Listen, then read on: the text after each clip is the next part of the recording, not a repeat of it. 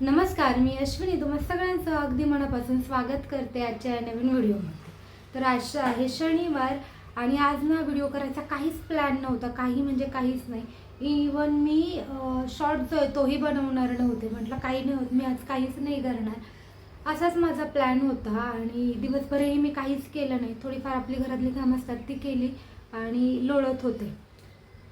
पण हे आज लवकर आले आणि माझा संध्याकाळी जो प्लॅन होता बनवायचा जेवायला रात्रीचा, तर तो होता गवारची भाजी आणि भाकरी.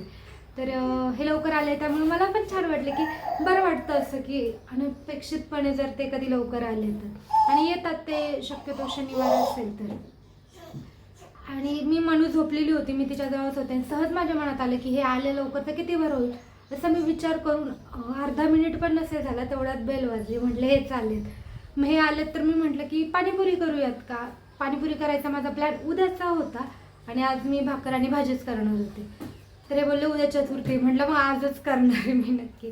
आणि पाणीपुरी करायचं पण मला आठवलं याच्यावरून की हा जो पुदिना आहे ना, हा मी तोडला होता, माझ्या कुंडीत लावलेला आहे.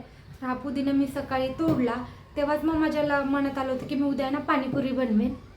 पण बरं झालं आजच प्लॅन केला, नाही तर मी उद्या जर प्लॅन केला असतं, हे उशिरा आले असते तर ते सोमवारी बनवावं लागलं असतं. एवढं काय असं मोठं नसतं झालं. पण ठीक आहे, चला मग आज आम्ही बनवणार आहोत पाणीपुरी.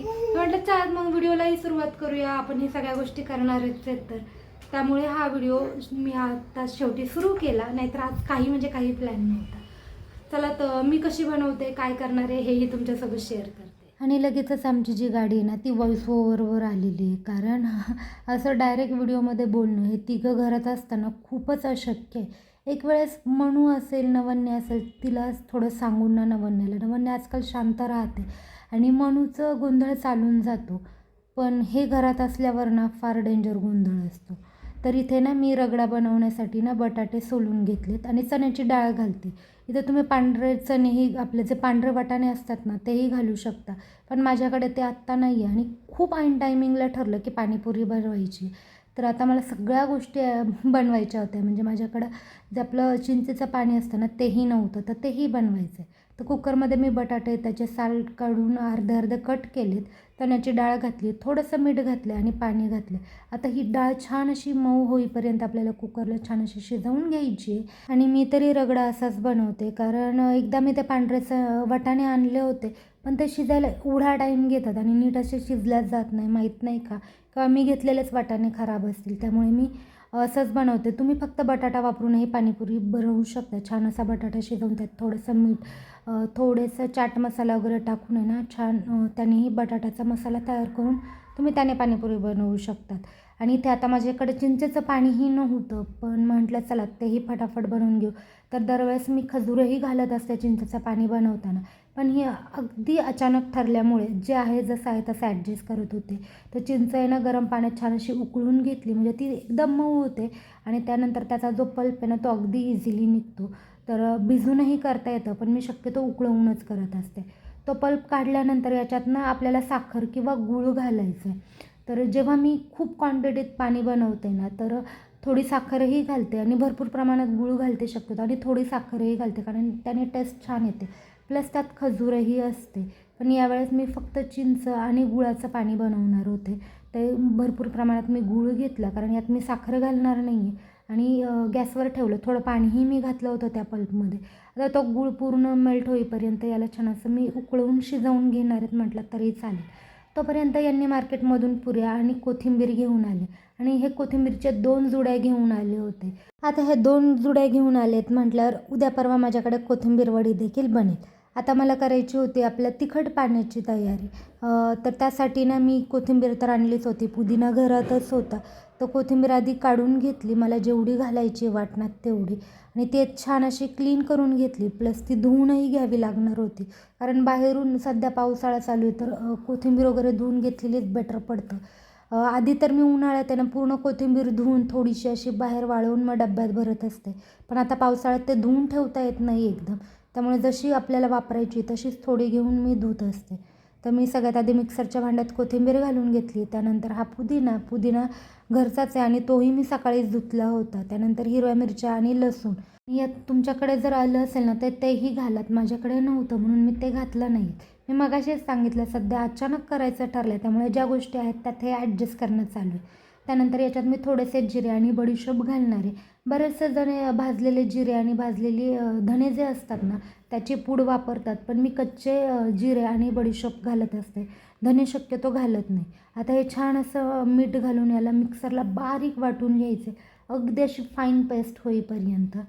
तर ते मी छान असं वाटून घेतलं आणि तुम्हाला हवं असेल ना तर तुम्ही याच्यात पाणी टाकून गाळूनही घेऊ शकता. पण मी हे जे आहे ना ही पेस्ट ही अशीच वापरते, भेळ बनवतानाही आणि पाणीपुरी बनवतानाही. तर मी एका भांड्यात जे चिंचेचं पाणी मी बनवलं होतं ते काढून घेतलं आणि ते थोडंसं गरमच होतं, कारण आता ते कधी थंड होणार आणि कधी आम्ही खाणार आणि एवढ्या वेळेत आम्हाला दम नव्हता. आता हे चिंचेचं जे पाणी आहे त्यातनं मी आपलं हिरवं पाणी जे वाटण बनवलं ते वाटण मी डिरेक्ट घालते. मी मगाशीही सांगितलं तुम्हाला हवं असेल तर तुम्ही यात ग्लासभर पाणी घालून गाळूनही घेऊ शकता, पण मी हे असंच वापरते. त्यानंतर मला जसं घट्ट पातळ टेस्ट वाईज हवं आहे किंवा जास्ती तिखट आंबट त्याप्रमाणे मी याच्यात पाणी घालून घेतलं. याच्यात पाणी घातल्यावर ना याची थिकनेस कमी होते आणि टेस्टही छान लागते. जर तुम्ही तसंच चाटून पाहिलं ना तर आपलं जे हिरवं पाणी आहे ते जास्ती तिखट वाटतं.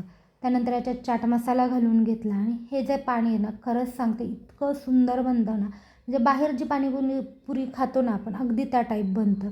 मी हे एकदा ट्राय केलं होतं आणि तेव्हापासून माझी ही कन्फर्म रेसिपी मी असंच बनवत असते.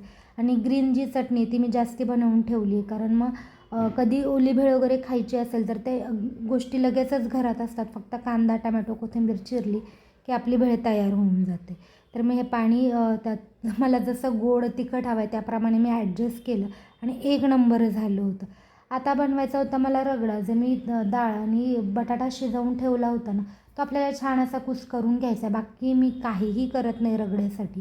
जर वाटाणे असते तर तेही त्याच पद्धतीने करायचे असतात, पण मी मगाशीच सांगितलं की मला एक्सपिरियन्स खूप खराब होता पांढऱ्या वाटाण्याचा, त्यामुळे मी काही ते वापरत नाही. तर म्हटलं आधी एक पाणीपुरी टेस्ट करून पाहूया, काही कमी जास्त वाटलं तर ते लगेचच आपल्याला चेंज करता येईल, म्हणजे मग खायला बसता येईल.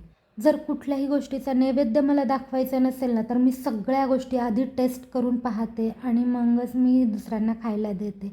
नैवेद्य असेल तर तो काही टेस्ट करता येत नाही, पण इतर कुठलीही गोष्ट बनवू देत मी पहिली टेस्ट करत असते. आणि मी ही पाणीपुरी ही जेव्हा खाल्ली तर ती खरंच सांगू खूप मस्त झाली होती.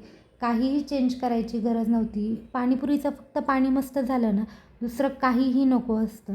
तर मग आम्ही हे लगेचच खायला घेतलं ना. मी हॉलमध्ये बसून खाणार होतो, तर मी माझा जो पाणीपुरीचा ठेला आहे तो इथे टेबलवर लावला होता, सगळ्या गोष्टी आणून ठेवल्या होत्या.